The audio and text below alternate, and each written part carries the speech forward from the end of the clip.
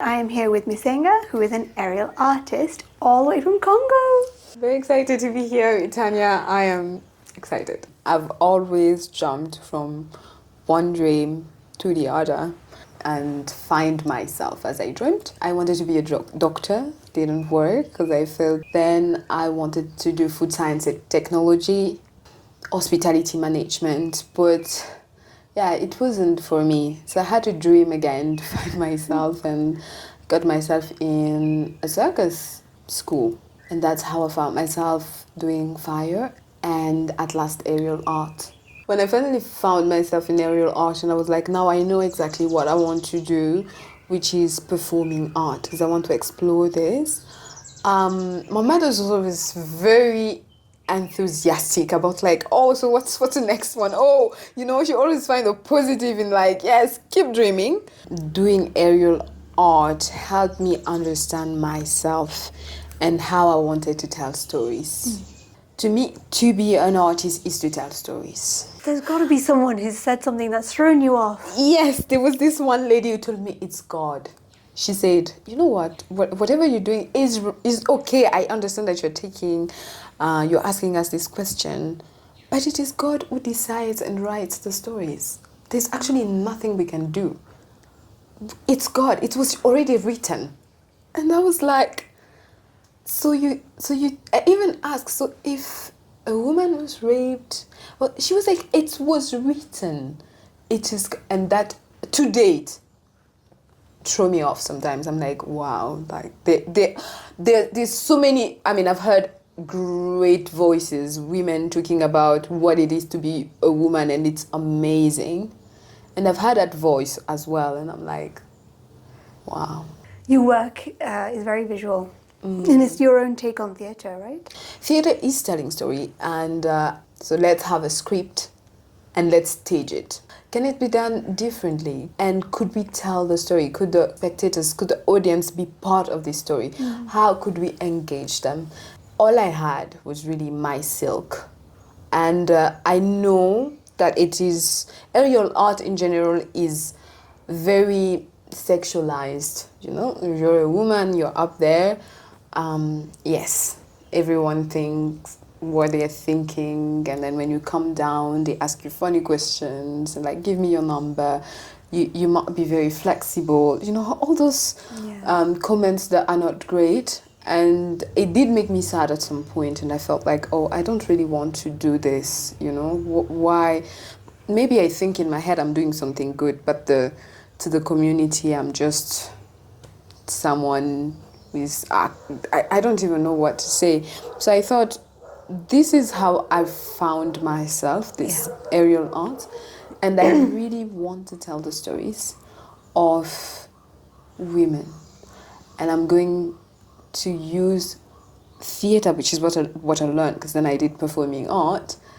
So it's the same format, but I'm going to have this, and I'm going to go on the street and ask. So it's going to be a living performance, like art as an archive. So later on in life, if this piece is going to be staged, I'm going to be really happy. But to me, what is bringing me joy right now is this process of going on and asking women and creating from all the replies that I have and sharing that like in a non-conventional way. I have a deep burning desire to ask you this question. Okay. Have you ever fallen off? Okay. Yes. So I've fallen so many times, but there's this one time. So we are trying a trick. As I said, I've fallen so many times. You fall, that's how you learn. But that time I fell from, like, I saw myself falling. That's the best. Like, I saw myself from up down, and when I was down, I thought, yeah, I'm dead. And I was hearing my friends talking. They were like, hey, are you okay? Hey, Misenga, are you fine? And I thought, oh, that's my spirit. So now I'm listening to the people. So I even stood up, like I was like, yes, I'm fine. And then I was like trying to look down and see my body, like now I'm, wow, this is what that is like it's so cool. Like my coach was running and I was thinking, oh my God, this is, wow, they're just going to cry. Like, and then like, oh, my body's not down there. And my friend was, so I remember my friend shaking me, are you fine? I'm like, yeah, fine. And she shook me, and that was like, oh yeah, she can't shake like a ghost. So I was like, oh, I'm fine. Like I came back, and I was like, I'm fine, and I had no injuries. No, that's the one fall where I had no injury. Sometimes you fell and you have like, oh, you know, you're feeling a bit of pain somewhere. That one, 0. Trapeze or fire? I'll take fire. Dreaming again or living a reality? Dreaming again.